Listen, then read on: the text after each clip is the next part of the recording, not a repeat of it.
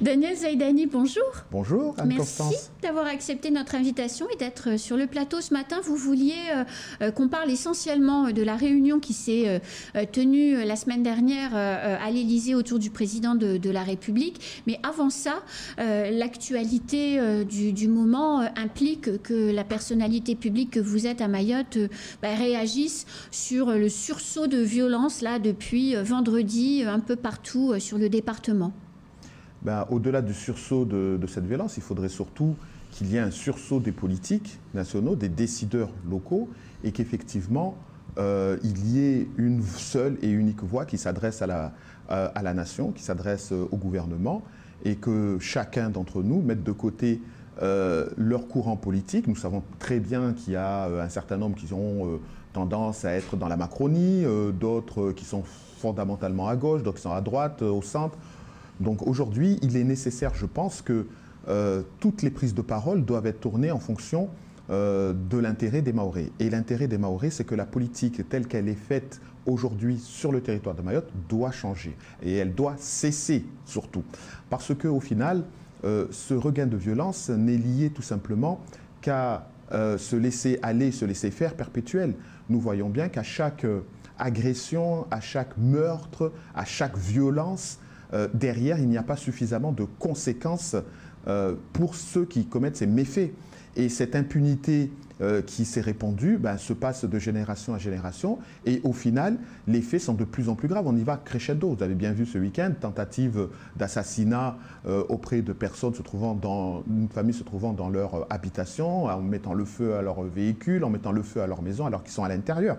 Donc ça, on voit bien qu'on dépasse l'entendement. Ce n'est plus de la petite violence, c'est vraiment une volonté de nuire, de détruire, de casser et de nous mettre plus bas que terre.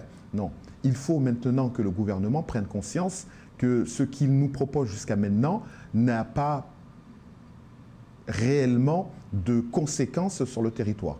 Le ministre de l'Intérieur, je le rappelle, était là il y a moins de 3 semaines et toutes les propositions, tant bien même qu'un certain nombre d'élus a applaudi des deux mains sur ce qu'il proposait, ne permet pas d'arrêter le phénomène. Alors tous les partis politiques ont réagi, mais peut-être la réaction la plus surprenante, c'est celle de Mouslim Abdourahmane, le maire de Bouéni, qui a demandé à ce que l'armée puisse intervenir directement au cœur des quartiers pour ramener le calme, non pas pour faire du centre éducatif fermé ou de la resocialisation, mais bien pour régler les problèmes.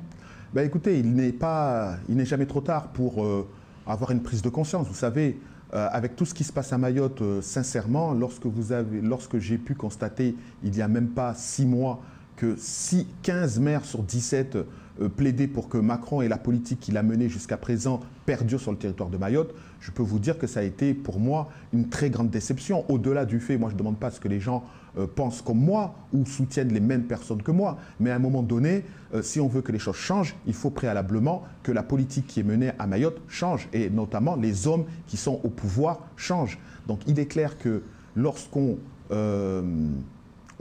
tend à vouloir aller dans la continuité, ça veut dire très clairement que jusqu'à maintenant, on n'a pas compris que cette politique est néfaste pour Mayotte. Donc, il est clair que cette prise de conscience du maire, c'est une bonne chose. J'espère qu'elle va perdurer et qu'elle n'est pas simplement conjoncturelle ou spontanée ou liée à une date précise, mais il faut qu'elle perdure dans le temps. Parce que, sincèrement, ce qui se passe dans les zones urbaines, ce qui se passe de manière générale sur le territoire est inadmissible. Et les réponses qui nous ont été apportées il y a 3 semaines par le ministre Darmanin, le ministre de l'Intérieur, c'est quand même un très haut niveau de responsabilité pour faire changer les choses, n'ont pas permis de voir une prise de conscience pour inverser le phénomène. Alors Daniel Zaidani, dernière question sur ce sujet. Le décasage de Niambotiti et de Trérény qui était prévu à partir de ce matin, gros décasage, syndic Azantol, dans des quartiers dont il n'est pas besoin de décrire les conditions de vie. D'ailleurs, vous en avez également identique en Petite Terre, donc le besoin, il est partout. Décasage mis en place par la préfecture. Référé suspension déposé hier par, on ne sait pas encore, en tout cas, je n'ai pas encore l'information de qui a déposé, donc on ne sait pas. Mais en tout cas, le référé est recevable et le tribunal administratif a intimé au préfet qu'effectivement, il ne pouvait pas décaser. On est quand même dans une politique, c'est abracadabantesque cette histoire, parce que comment on peut résoudre la question de l'habitat illégal si on nous empêche si le droit nous empêche de décaser, et en même temps on le voit, Bandrélé, le dégazage de Nyambani, et puis ceux qui ont eu autour également à Chirongui, ont créé finalement une nouvelle catégorie de clandestins, c'est-à-dire les nomades. Dès qu'ils savent qu'ils vont être décasés parce qu'il y a les enquêtes sociales qui se mettent en place, ils démontent leur case en tôle et ils vont le reconstruire dans le village d'à côté. Et probablement que les décasages à venir en Nyambotiti, c'est déjà des gens qui ont été décasés à Nyambani, mais qu'on n'a pas interpellés parce qu'ils étaient partis avant. Enfin, il y a un problème. Alors, disons-le très clairement. Bon, oui, toutes ces violences sont liées à l'immigration, notamment l'immigration clandestine. C'est pour la raison pour laquelle je le dis, qu'on ne peut pas se permettre de se contenter de mesurettes, de maquillage et de saupoudrage qui ne résout pas les problèmes de fond. Nous avons des dispositifs de loi qui nous permettent aujourd'hui d'agir, sauf que les moyens nécessaires ne sont pas sur la table.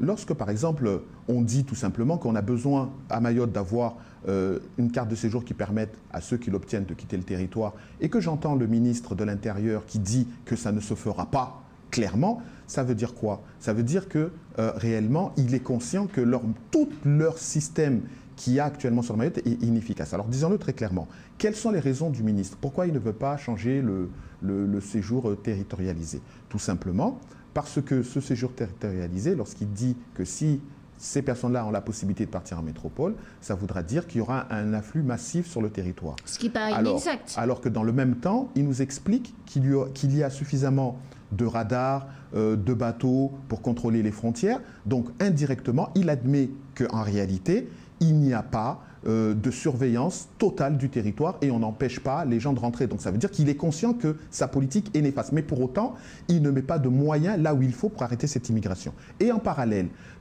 après nous avoir dit cela, quel est le deuxième sous-entendu? C'est qu'il reconnaît que la préfecture de Mayotte régularise les personnes clandestines qui arrivent sur les territoires en leur donnant au final des cartes de séjour. Il faudrait une bonne fois pour toutes qu'on arrête de régulariser sur le territoire de Mayotte les situations clandestines en octroyant des cartes de séjour à des personnes qui sont rentrées et qui ne devraient pas être sur le territoire. Donc s'il y a de l'immigration sur le territoire de Mayotte, c'est tout simplement parce qu'ils savent qu'au bout du bout, ils peuvent régulariser leur situation, soit naturalisée, soit par l'accession à la nationalité en ayant leur enfant sur le territoire, soit en ayant la naturalisation grâce à leur enfant ou grâce à leur présence sur le territoire. Donc à un moment donné, il faut faire table rase de tout cela, il faut mettre en place une vraie politique qui permet d'arrêter cela et enfin on pourra avoir une perspective. Donc quand j'ai des maires aujourd'hui qui sont conscients que ça ne va pas et qu'ils commence par finir par dénoncer et de nous rejoindre dans nos propos qui vont de plus en plus loin, c'est tant mieux. Et je tiens à rappeler notamment les Mahorais disent qu'on a besoin d'avoir les militaires sur le terrain, c'est pas pour aller faire de l'éducation ou de la réinsertion avec ces délinquants, avec ces criminels, avec ces gens qui n'ont ni foi ni loi, qui ne respectent pas nos enfants, nos biens et qui ne respectent pas la vie humaine. Ces personnes-là n'ont pas leur place sur le territoire, ils doivent être expulsés de la même manière, avec la même force, avec la même volonté qu'on l'a fait récemment avec l'imam en France qui a eu des propos contre les homosexuels, contre les femmes, etc. Alors, si on arrive à mobiliser tous les moyens pour expulser une personne parce qu'il a des propos... Qu'on n'a pas expulsé parce qu'il s'est sauvé avant. Hein, mais je veux dire que... Non mais qu'on a braqué la caméra sur cette personne parce qu'il a des propos inappropriés, alors de grâce... qu'on mobilise tous les moyens possibles sur le territoire de Mayotte pour dégager les personnes qui sont nuisibles. Il est hors de question que nous vivons dans un territoire où on nous laisse mourir sous les regards de tous en nous expliquant que vous inquiétez pas, on s'occupe de vous. Ce n'est pas vrai. Il faut le dire, il y a une réunion à la mairie de Mamoudzou, j'y serai et j'attends à ce que les étiquettes politiques soient mises de côté et qu'une voix claire et audible soit donnée en direction du gouvernement. Alors, L'autre sujet d'intérêt pour vous, c'était l'appel de Fort-de-France et vous vouliez au départ prendre la parole là-dessus. Pour mémoire, hein, au mois de mai, les 7 présidents de région des départements d'outre-mer ont écrit une lettre au président de la République, plutôt salée la lettre, hein, en expliquant globalement il n'y avait plus rien qui allait nulle part et qu'il allait falloir clairement changer les choses. Le président de la République a invité tous les signataires de cette lettre et des élus de ces départements pour un dîner de travail à l'Élysée. Et toute la journée avant, plusieurs groupes avaient été reçus par effectivement Darmanin, Borne et Carenco. Votre réaction par rapport à ce dîner? Alors, sur le principe, vous savez, ces échanges, moi, elles ne me choquent pas plus que ça. Et effectivement, chaque territoire est en droit de présenter les aspirations auxquelles ils veulent voir les choses évoluer. Bon, maintenant, disons-le très clairement, que ce soit la Réunion avec Huguette Bello, que ce soit la Martinique ou la Guyane ou encore la Guadeloupe, ces territoires qui sont départements depuis plus de 70 ans, qui ont réussi sur cette période à faire tout leur rattrapage économique, social, que l'ensemble des codes du droit commun s'applique, il est clair que je peux comprendre qu'ils aspirent à mieux et ils aspirent à plus. Et il faut bien comprendre que le département de Mayotte a une trajectoire complètement différente puisque ça ne fait que 11 ans que nous sommes département et qu'on est loin, et vous le savez mieux que personne, qu'on est loin d'avoir rattrapé le standard métropolitain, tant en termes économiques, en termes sociaux, en termes sous l'angle du code du travail, sous l'angle du code de l'immigration. Nous avons un retard conséquent. Alors, je le rappelle également que si aujourd'hui nous sommes dans le département, c'est parce que nos prédécesseurs se sont battus pour que Mayotte devienne un département. Et cette volonté de départementaliser l'île venait du fait qu'ils étaient conscients que le territoire de Mayotte, 374 km², à l'époque avec une 100 000 ou 150 000 habitants, ne permettait pas, avec à l'époque un sénateur et un député, de pouvoir défendre pleinement notre territoire. Et le mieux pour défendre le territoire de Mayotte, afin qu'on puisse aller vers l'égalité, c'était qu'on puisse accéder au statut de département, puisque vous le savez que lorsque vous êtes dans le droit commun et lorsque vous êtes un statut de département, la France, elle se développe uniformément et elle s'assure que l'ensemble du territoire, l'enseignement, l'éducation, la santé, soit de la même manière. Donc aujourd'hui, lorsque nous sommes dans le droit commun, il est tout à fait légitime de réclamer cette égalité que nous demandons sur le social, sur le code du travail et le développement même de ce territoire, le développement de nos administrations. Nous sommes tout à fait en droit de le demander. Mais je tiens quand même à rappeler que lorsque nos collègues ultramarins parlent d'un appel de Fort-de-France, eux, ils réclament plus d'autonomie. C'est-à-dire que ce qu'ils ont eu dans l'article 73, parce que c'est de l'article 73 que nous parlons lorsque de la Constitution, oui. De la Constitution, lorsque nous sommes dans le droit commun, lorsque nous sommes dans un département ou une région, il faut comprendre que ce qu'ils ont besoin, eux, c'est plus d'autonomie qu'ils pourront acquérir grâce à l'article 74. Ce qui est plus vocation aux pays comme la Nouvelle-Calédonie ou la Polynésie française qui ont plus d'autonomie. C'est des territoires. C'est des territoires. En fait, en gros, si on caricature, article 73, département d'outre-mer, article 74, territoire d'outre-mer, en faisant vite. Voilà. Et l'idée, ce serait justement de fusionner ces deux articles pour que ceux qui sont déjà dans l'article 73 puissent bénéficier des mesures qu'on peut obtenir dans l'article 74. Donc, mais ce qu'il faut bien comprendre, c'est que ce qui est déjà acquis est acquis. On sait très bien que ceux qui ont déjà eu tout ce qu'ils pouvaient attendre d'un département, ils savent que même si maintenant il n'y aura pas de retour arrière, donc sur les avantages qu'ils ont eus. D'ailleurs, il y a eu un sondage à La Réunion qui a montré que les Réunionnais étaient pour le statu quo, c'est-à-dire ils ne veulent pas d'évolution, ils veulent garder leur département, leur région, tout en l'état. Ils veulent avoir la garantie que la Réunion se développe au même rythme que la métropole et qu'il n'y ait pas finalement de différenciation entre le développement de la Réunion et de la métropole. Et que les choses soient bien claires, lorsque sous l'appellation de la différenciation, la nouvelle politique que l'État veut mettre, en fait, elle veut rompre avec le droit commun, c'est-à-dire que chaque territoire n'a plus vocation à être identique d'une île à une autre, ou d'un département à une autre, ou d'une région à une autre.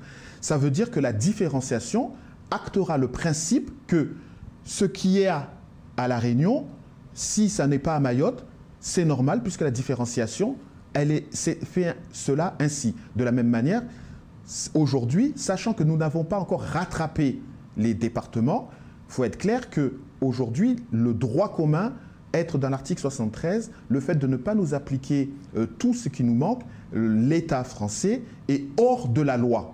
Par contre, si on acte le principe de la différenciation, ça voudra dire qu'il est tout à fait normal, par exemple, qu'au niveau sanitaire, on n'ait pas le même niveau sanitaire qu'en métropole. C'est tout à fait normal qu'on n'ait pas forcément le même niveau d'éducation que la métropole, par rapport à notre contexte géographique. De la même manière, lorsqu'aujourd'hui on demande à ce que les cartes de séjour permettent de circuler sur toute la France, on nous rétorque, oui, mais on ne le fera pas parce qu'il y aura plus d'émigration. Donc, ça veut dire que lorsqu'on parle de différenciation, on va se fier au contexte géographique pour justifier qu'on n'ait pas forcément l'égalité. Et ça, ce sera un drame pour Mayotte parce que cette différenciation qu'on veut faire avec cette modification de la Constitution, c'est tout simplement et bonnement le toilettage institutionnel qui était proposé il y a depuis 2018, que nous avons rejeté et que nous avons réussi à faire à ce que ça ne se passe pas. Aujourd'hui, ce toilettage institutionnel revient sur le devant de la scène, non plus avec le même nom, mais avec un nom qui s'appelle différenciation et qui a vocation finalement à faire en sorte que tout l'outre-mer soit différencié du reste de la métropole. Sauf que Mayotte, avec son retard, avec le manque de développement, avec la non-égalité du droit, ça voudra dire que les choses n'iront pas forcément plus vite parce qu'au moment où je vous parle, rien n'empêche l'État de faire le rattrapage. Nous n'avons pas besoin d'avoir un texte qui spécifie la différenciation pour faire le rattrapage. Ne recommençons pas les bêtises que nous avons réussi à empêcher en 2018, nous ne les recommençons pas en 2022. Daniel Zaidani, je vais dans l'autre sens et je prends le contre-pied de ce que vous dites sur la différenciation. Peut-être qu'on pourrait modifier le code de la nationalité et ce serait un avantage pour nous. Rappelez-vous que lorsque nous avons voulu la départementalisation, lorsqu'il y a eu le pacte pour la départementalisation avec Sarkozy, il y a plus de 12-13 ans maintenant, on avait dit on va faire un département progressif et adapté qui tiendra compte des spécificités locales. Sauf que nous, on était tous d'accord, effectivement, nous avons des spécificités locales qui nécessitent de l'adaptation et forcément de la progressivité. Sauf que cette adaptation et cette progressivité, elle ne s'est pas faite en fonction des spécificités locales que nous avions définies. La spécificité locale que moi, je vois à Mayotte, ce sont des Français pauvres qui n'ont pas forcément de rémunération et pour autant, on nous a mis l'imposition à plein taux, voire même plus élevé qu'en métropole. Par contre, le volet social qui me semble ne nécessitait pas de progressivité et d'adaptation, c'est celui-ci qui a été adapté et qui est celui-ci qui est progressif. Ça veut dire encore une fois que les spécificités qui sont locales ne sont pas proposées par les élus locaux, mais sont proposées par l'État. Et l'État ne défend pas forcément la population, mais elle défend surtout son porte-monnaie. Donc la différenciation, il ne faut pas s'attendre que la différenciation se fera au bénéfice des intérêts des Mahorais, mais cette différenciation se fera au bénéfice des intérêts de la métropole, comme aujourd'hui on le voit avec la carte de séjour territorialisée. On ne pense pas aux intérêts des Mahorais et du développement de Mayotte. On pense, et c'est ce qu'on nous dit très clairement, qu'on ne veut pas que les immigrés de Mayotte viennent en France métropolitaine nous enquiquiner, que vos problèmes restent à Mayotte et que ce qui se passe à Mayotte, tant que ça ne touche pas la France, ça ne nous concerne pas. Donc, restons dans le droit commun, faire très attention à l'appel de Fort-de-France parce que nos collègues, nos homologues ultramarins n'ont pas la même vocation et je le tiens à le rappeler que l'émission qui est passée la semaine dernière sur François, qui a donné la parole au président de Guyane, du territoire de Guyane, a été très clair. Eux, ils veulent l'autonomie parce qu'ils ont déjà l'or, ils ont déjà le pétrole, ils ont déjà le gaz, ils ont la forêt, ils ont toutes les ressources. Ce qu'ils veulent maintenant, c'est d'avoir le pouvoir de décision, le pouvoir de faire les lois, le pouvoir de faire leur politique. Donc eux, ils veulent leur autonomie pour se mettre en direction de l'indépendance. Mayotte a une toute autre direction. C'est la raison pour laquelle on ne doit pas perdre le cap, on ne doit pas céder aux tentations, on ne doit pas céder aux politiques faciles. On a refusé le toilettage il y a 5 ans. Nous devons faire extrêmement attention dans les démarches qui sont entreprises actuellement. C'est pour cette raison que je demande à ce qu'il y ait un grand congrès des élus sur cette question qui réunisse tous les parlementaires, toutes les forces politiques de ce territoire, le conseil départemental. Et je demande forcément au président Ben Issa de mener ce congrès, parce que c'est lui qui a la